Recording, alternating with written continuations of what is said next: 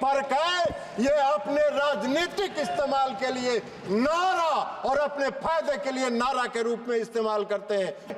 आरक्षण बैसाखी नहीं, सहारा, और वह एक सहारा है उन वर्गों के लिए जो दलित हैं, पिछड़े हैं, उनके उन वर्गों के लिए एक सहारा है। जो सहारा आज मिला हुआ है, आप उसको छेड़छाड़ करते हैं। संविधान के भक्षक, संविधान के रक्षक नहीं हो सकते, और इसलिए आप आज वहां बैठे हैं। अब इनको कहां से समझ में आएगा ये मूल मंत्र? इतना लंबे समय तक इन्होंने किया, और सैकड़ों बार उदाहरण है जब इन्होंने संविधान की धज्जियां उड़ाई, और आज यही कारण है कि संविधान ने उनको वहां बैठा दिया जहां 15 साल से टहल रहे हैं।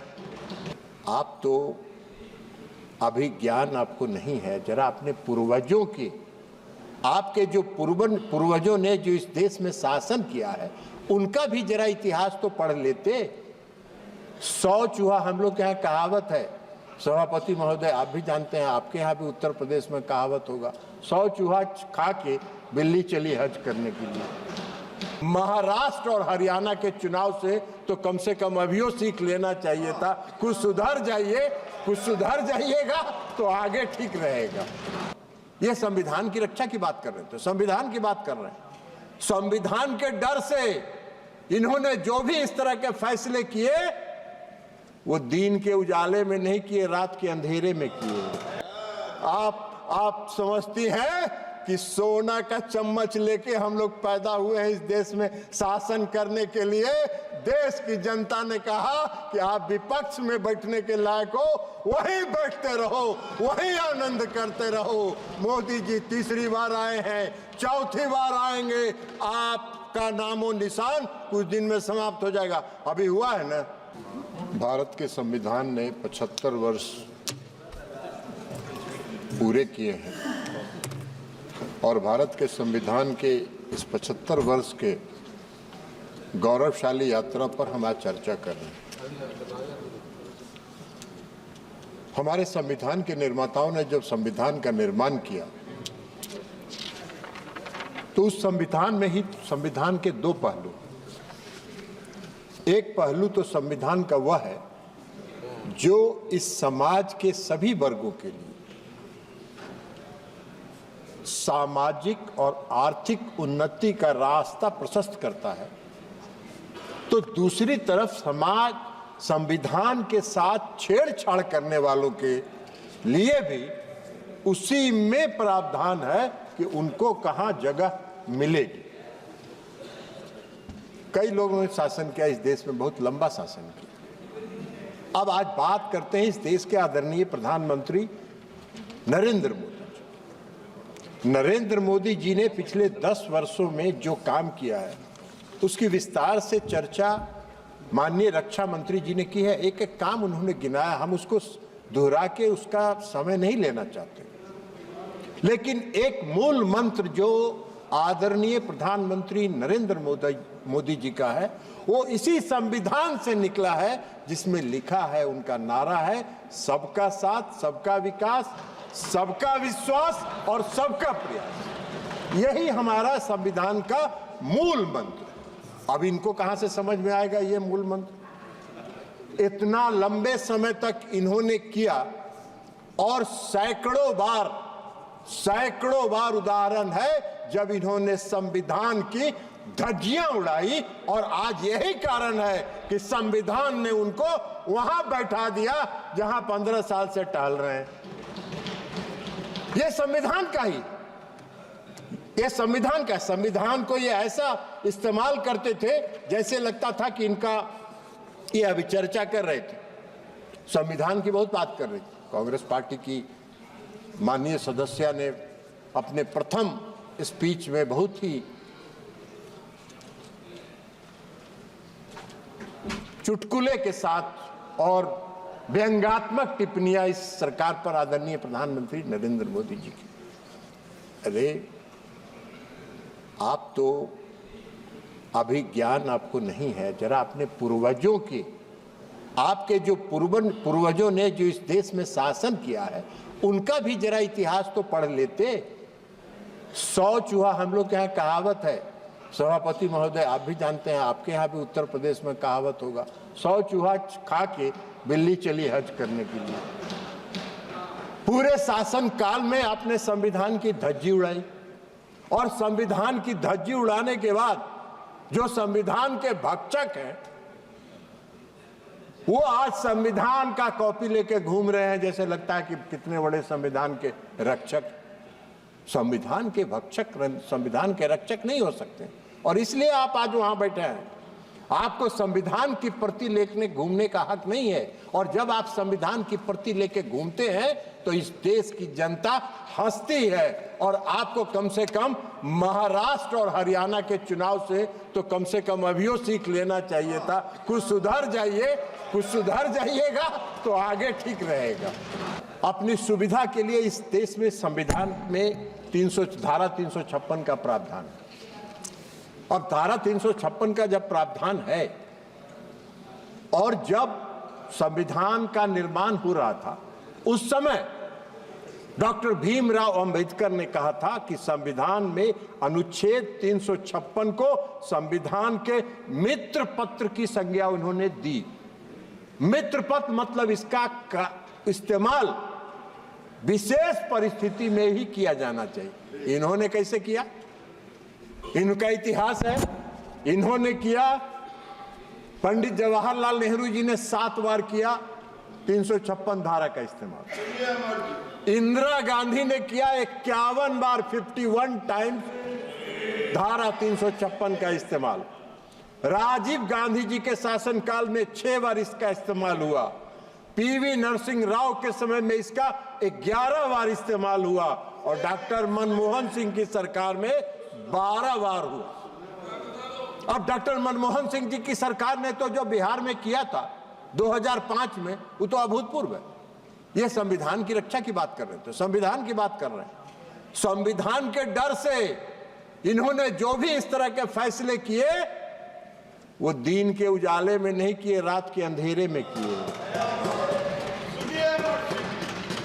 बिहार में जब 2005 में सरकार बन रही थी, फरवरी के चुनाव के बाद, तो एक कैबिनेट मंत्री बहुत दबंग कहे जाते थे, वो चले गए प्रधानमंत्री जी के यहाँ 12 बजे रात को, और उन्होंने कहा सरकार गिरा देंगे, नहीं तो विधानसभा को भंग करो।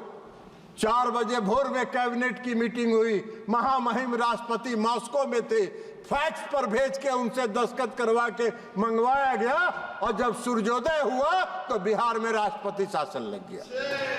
अब यही तो काम है, यही तो काम किया इन्होंने, दिन के उजाले में नहीं किया।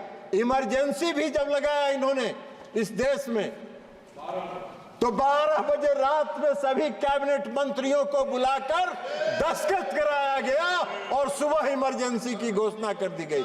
संविधान की बात कर रहे हैं, संविधान की रक्षा की बात करते हैं।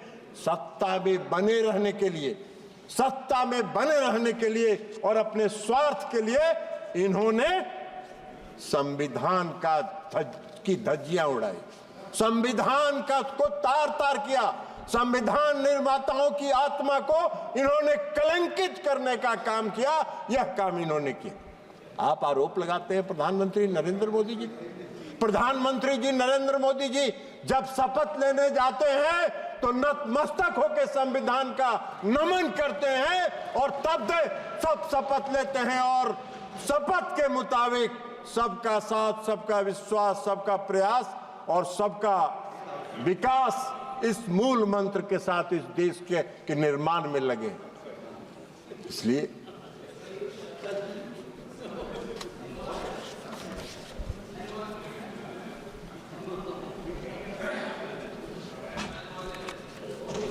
सभापति महोदय, कांग्रेस के लोग चले गए। संविधान से उनको कोई मतलब नहीं है, उनको कोई संविधान से लेना देना नहीं है। आप चेयर को एड्रेस करिए, आप इधर एड्रेस कर, भूल जाइए। महोदय, जब 1975 में इमरजेंसी लगा तो हम सब लोग जेल में थे। और कई प्रताड़नाएं हुई। अचानक लग गया इमरजेंसी, और अचानक इमरजेंसी लगा क्यों भाई? नंबर आपका तो इलाहाबाद हाई कोर्ट ने उस तत्कालीन प्रधानमंत्री के चुनाव को अवैध करार दे दिया था, आपका नंबर आ जाएगा इसके पर। और अवैध करार दे दिया। उनको अपनी गद्दी भी बचानी थी, तो गद्दी बचाने के लिए उन्होंने इस देश में इमरजेंसी लगाया और लाखों लोगों को मीसा में उठा के जेल में बंद कर दिया गया। पूरे देश में कोई छोटा से लेकर बड़ा विरोधी दल का नेता नहीं था जो सड़कों पर घूम सकता था। संविधान की बात कर रहे हैं, संविधान की दुहाई दे रहे हैं, संविधान की प्रति लेके घूम रहे हैं। पैनल वाला न्यायपालिका पर प्रतिबंध लगा, मौलिक अधिकार समाप्त कर दिया गया, बोलने पर पाबंदी लगा दी गई, पैनल के लिए मीडिया वालों को जेल भेज दिया गया, संविधान की कई धाराओं को संविधान के 9th शेड्यूल में डाल के कोर्ट को प्रतिबंधित कर दिया गया कि आप उसकी सुनवाई नहीं कर सकते हैं। 6 साल अपना शासन 5 साल के शासन को 6 साल कर लिया उन्होंने, और उसके बाद अगर उनका बस चलता तो आजीवन के लिए अपना कर लेते। ये संविधान के रक्षक हैं और ये संविधान लेके घूम रहे हैं इस देश में। इस देश के लोग तो हंसते हैं ना, अपनी गद्दी बचाने के लिए और अपने स्वार्थ की सिद्धि के लिए इन लोगों ने संविधान का किया। आरक्षण की बात कर रहे हैं। कांग्रेस नकारात्मक प्रचार करके हरियाणा में, महाराष्ट्र में घूम घूम के प्रचार कर रही थी कि नरेंद्र मोदी जी आरक्षण समाप्त कर दें। अरे भाई, नरेंद्र मोदी जी ने तो सब दिन कहा और ताल ठोक के कहा है कि आरक्षण नहीं समाप्त होगा, नरेंद्र मोदी जब तक है तब तक आरक्षण समाप्त नहीं होगा। आप कौन सा नकारात्मक प्रचार कर रहे हैं? आपने क्या किया? आपके पूर्वज ने क्या कहा था? आपके पूर्वज ने क्या कहा था? डॉक्टर अंबेडकर ने कहा है संविधान के निर्माण के समय, आरक्षण बैसाखी नहीं सहारा है, और वह एक सहारा है उन वर्गों के लिए जो दलित हैं, पिछड़े हैं, उनके उन वर्गों के लिए एक सहारा है। जो सहारा आज मिला हुआ है, आप उसको छेड़छाड़ करते हैं। आरक्षण के सवाल पर जब बिगड़ चला तो पंडित जवाहरलाल नेहरू ने 26 मई 1949 में जो संविधान के असेंबली में भाषण दिया और आरक्षण का विरोध किया। 15 अक्टूबर 1947 से पंडित जवाहरलाल नेहरू ने सभी प्रांतीय सरकारों को चिट्ठी लिखना शुरू किया। सभी प्रांतीय सरकारों को लिखा और 27 जून 1961 को लिखे पत्र में उन्होंने कहा,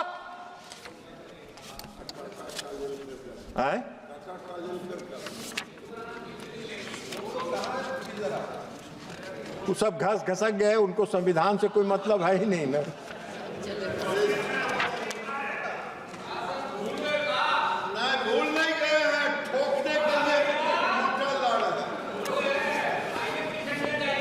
पंडित नेहरू जी ने लिखा, आदरणीय पंडित नेहरू जी ने लिखा, राजीव रंजन जी कर रहे हैं।